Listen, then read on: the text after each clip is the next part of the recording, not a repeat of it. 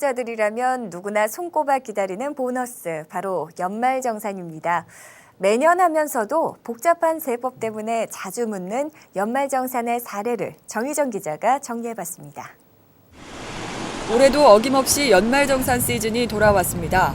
연말정산은 근로소득자들 모두가 기다리는 13월의 보너스지만 공제 대상과 그렇지 않은 대상이 많다 보니 헷갈리기도 합니다. 이에 따라 국세청은 자주 묻는 연말정산 사례를 공개해 연말정산 신고 시 불편을 덜어주고 있습니다. 연말정산은 근로자께서 1년에 한 번 신고하시다 보니 좀 어려움이 따른 경우가 많이 있는데요.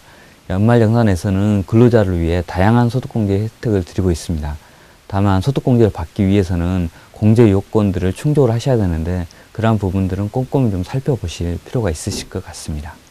먼저 부모님과 따로 살지만 근로자 본인이 실제로 부양하고 있는 경우 따로 사는 부모님의 소득 금액이 100만 원 이하면서 60세 이상 요건을 충족하면 150만 원의 기본 공제가 가능합니다. 또한 기본 공제를 받는 부양가족이 장애인이면서 70세 이상의 경로 우대자에 해당되면 장애인 추가 공제와 경로 우대자 추가 공제를 각각 적용합니다. 2010년 12월에 결혼한 신혼부부의 경우에는 배우자에 대한 기본 공제도 가능합니다. 소득공제 적용 기준이 과세기간 종료일인 12월 31일 이전인 만큼 12월 중에 혼인신고를 하면 배우자의 소득 금액이 100만 원 이하일 경우 기본 공제를 받을 수 있습니다. 하지만 맞벌이 부부의 경우 배우자에 대한 기본 공제는 연간 소득 금액이 100만 원 이하인 경우에만 가능합니다. 다자녀 추가 공제는 기본 공제 대상 자녀가 1명일 때는 적용되지 않지만 2명일 때는 50만 원, 3명일 때는 150만 원을 공제받습니다. 4명 이후에도 1명당 100만 원씩 추가됩니다. 한편 처남의 대학 등록금을 부담한 경우 근로자 본인이 교육비 공제를 받을 수 있습니다. 이때 처남의 소득 금액은 100만 원 이하이고 주민등록표상 동거가족으로서 생계를 같이 하고 있어야 합니다. 교육비 공제는 나이에 관계없이 소득금액 100만 원 이하인 부양가족에 대해서는 공제가 가능합니다. 다만 학교로부터 장학금을 받은 금액이 있는 경우에는 그 금액을 빼고 교육비 공제를 받으셔야 합니다. 한편 특별재난구역에서 20시간 자원봉사를 한 경우에는 15만 원에 대한 기부금 공제를 받을 수 있습니다. 그러나 올해 신설된 월세 소득 공제는 무주택 근로자라도 모두 받을 수 있는 것은 아닙니다.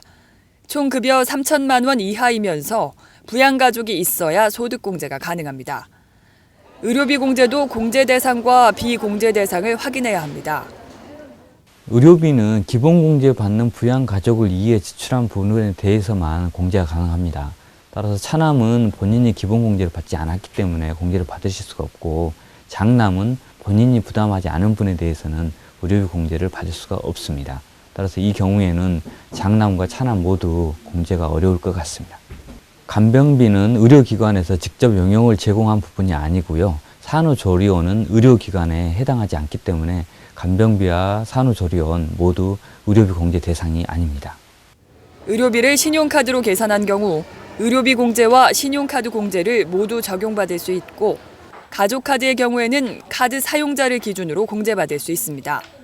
이에 따라 맞벌이 부부가 부인 명의 가족카드 사용액을 남편이 결제하는 경우라도 해당 사용금액은 부인이 소득공제 받게 됩니다. 국세청은 연말정산 간소화 서비스를 통해 2010년 소득공제 자료를 1월 15일부터 제공하고 근로소득자들에게 다양한 소득공제 항목을 빠뜨리지 않도록 꼼꼼히 주의를 기울여달라고 당부했습니다.